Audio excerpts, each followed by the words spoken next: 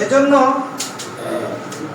আমাদের হাতে যতটুকু সময় আছে আমি বিশেষভাবে অনুরোধ করব, আল্লাহ পাক সূরা সফের মধ্যে বলেছেন, ইয়া আইয়ুহাল্লাযীনা আমানু হাল আদুল্লুকুম আলা তিজারাতিন তুনজিকুম মিন আযাবিন আলীম তু'মিনুনা বিল্লাহি ওয়া রাসূলিহি ওয়া তুজাহিদুনা ফি সাবিলিল্লাহ বিআমওয়ালিকুম ওয়া আনফুসিকুম যালিকুম খায়রুল লাকুম ইন কুনতুম তা'লামুন।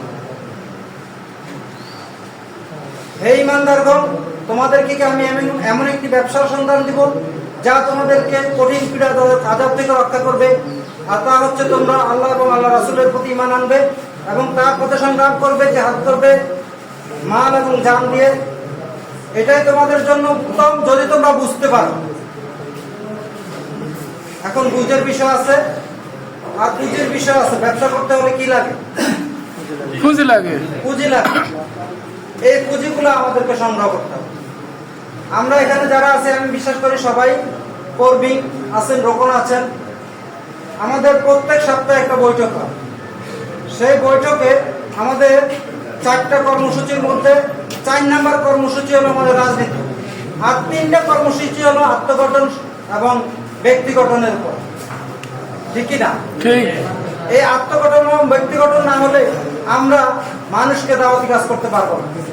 জামাত ইসলামী এমন কোনো দল না যে এখানে লোকজন আইসাই হুট করে ঢুকে যাবে, 2-4টা মিছিল দিলেই দল দাঁড়িয়ে যাবে, আমাদেরকে একেবারে সব উজাড় করে দিয়ে দিবে।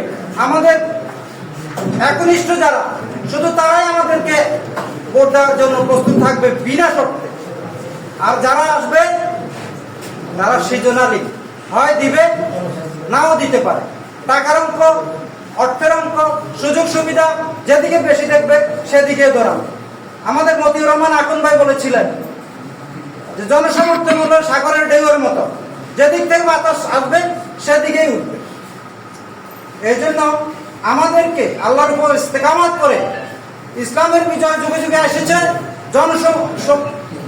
জনসংখ্যা দিয়ে না, তাকওয়ার ভিত্তিতে আল্লাহর সাহায্য দিয়ে। আপনারা জানেন এই বিগত রমজান মাসের 17ই রমজান আমাদের বিজয় দিবস। মুসলমানদের বিজয় দিবস কবে? 17ই রমজান। এই 17ই রমজান যে বিজয় হয়েছে সংখ্যার দিক থেকে হচ্ছে নাকি তাকওয়ার দিক থেকে হয়েছে? তাকওয়ার দিক থেকে।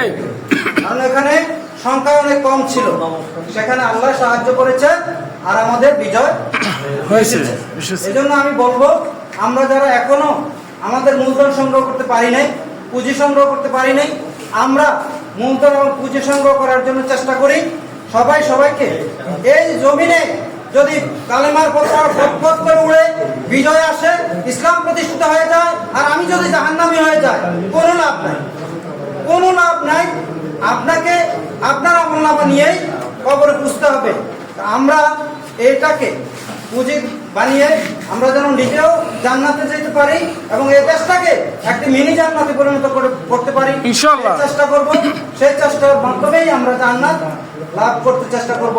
আল্লাহ আমাদেরকে তৌফিক দান করুক। ওয়া মা তৌফিক ইল্লা বিল্লাহ। আসসালামু আলাইকুম ওয়া রাহমাতুল্লাহ। ওয়া আলাইকুম আসসালাম।